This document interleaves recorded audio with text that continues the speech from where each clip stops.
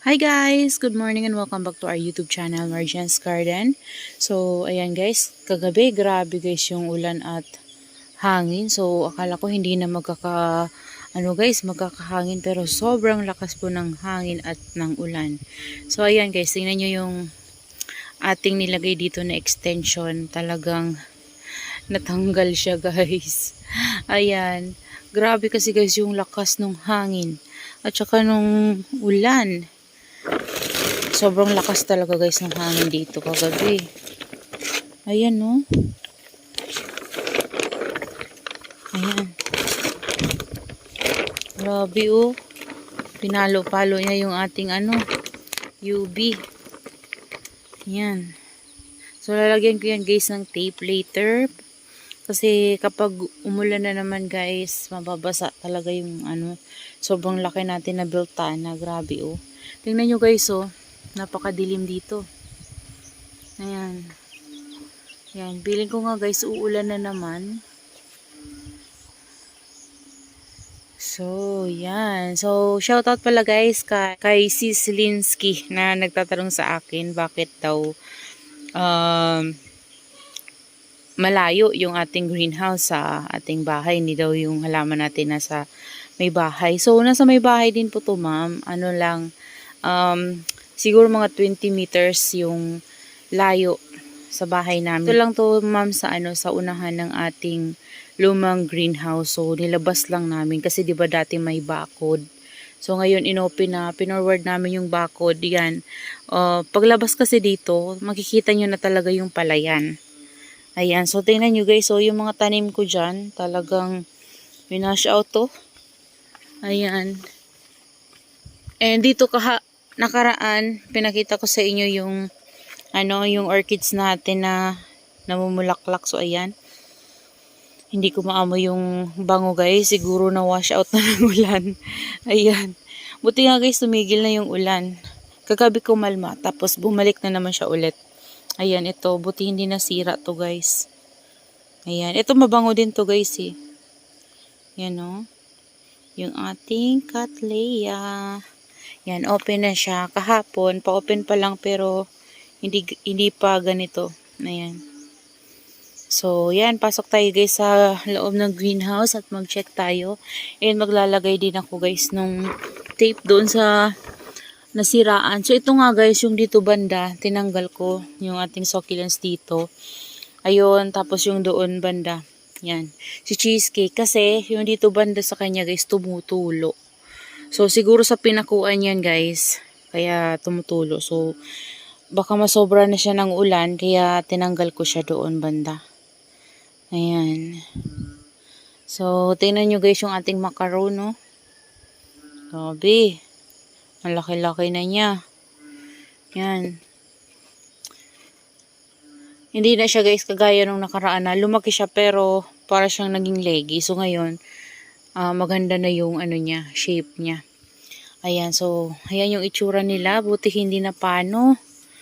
Ayan, pero feeling ko mga guys, mga moist kasi yung kahagabi, yung pasok ng ng hangin at tubig. Ayun, siguro na yan guys. Nabasa-basa sila. Ayan. So, yung mga hinalo natin dyan guys na potting mix.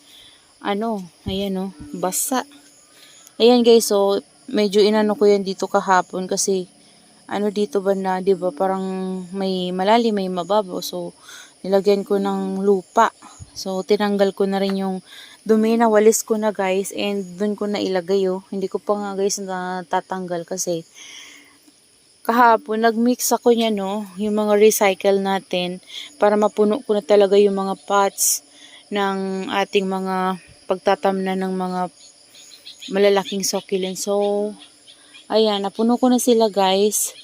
Kaso lang, hindi pa tayo guys nakakalinis dun banda Yan, sa labas pa guys. Tas ito, ilalabas natin. Tas ito, plano ko tong palagyan ng buhangin. Kasi nga, ayan sa sobrang lakas ng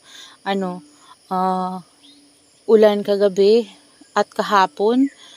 Tapos sinabayan guys ng hangin nung gabi na. Yan, nung gabi siya nagkaroon ng hangin. Pero nung umaga, wala naman, malakas lang talaga yung ulan. So ayan yung view dito guys kapag morning, ayan.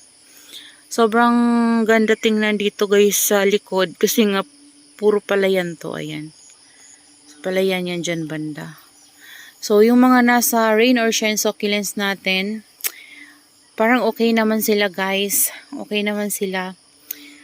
Yung Mendoza lang yung nakita ko dyan nakaraan na natutunaw siya kasi siguro nasusobrahan na siya guys sa ulan. So nanguha kasi ako ng cuttings na nilagay natin doon sa Christmas tree. So ayan yung ayos nila dito. Napakita ko na to sa inyo guys. Ayan.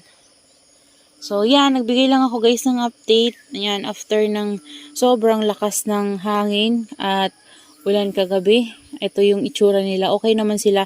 Nangangamba nga ako guys kagabi kasi iniisip ko baka mamaya yung mga ganito natin kasi di ba rice lang yung laman. Pero mabigat na rin to guys kasi naglagay ako dito ng mga use natin na potting mix. Lahat sila guys. Lahat yan kinalkal ko ulit kahapon.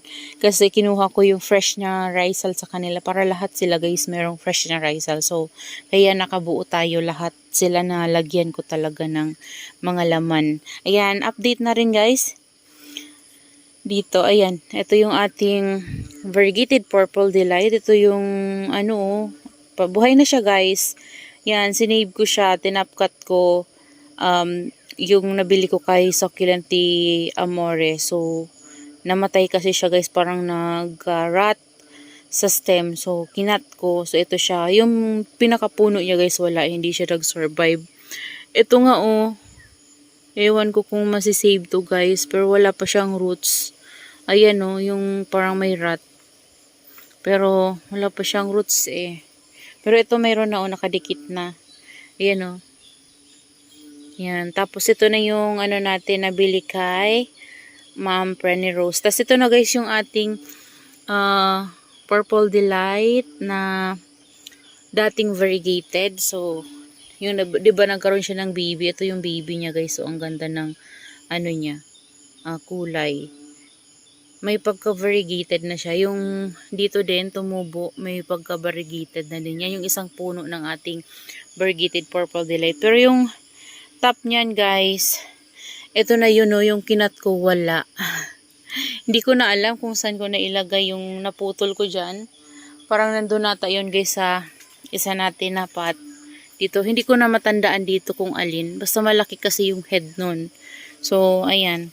Sana mag-variegate sila soon kapag nainitan sila ng sobra. Ayan. So, yan guys yung natin dito.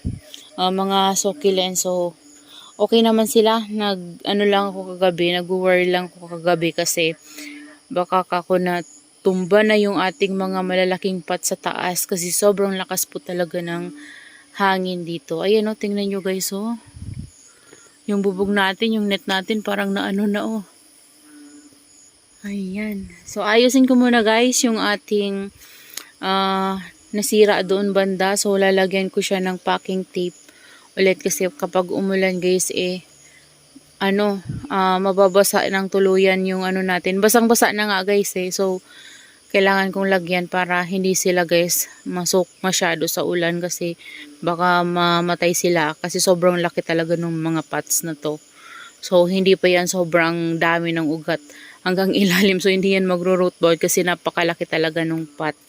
Ayan, so, yan na lang muna sa ngayon guys. Bigyan ko na lang kayo ng update sa mga susunod na araw. Ayan.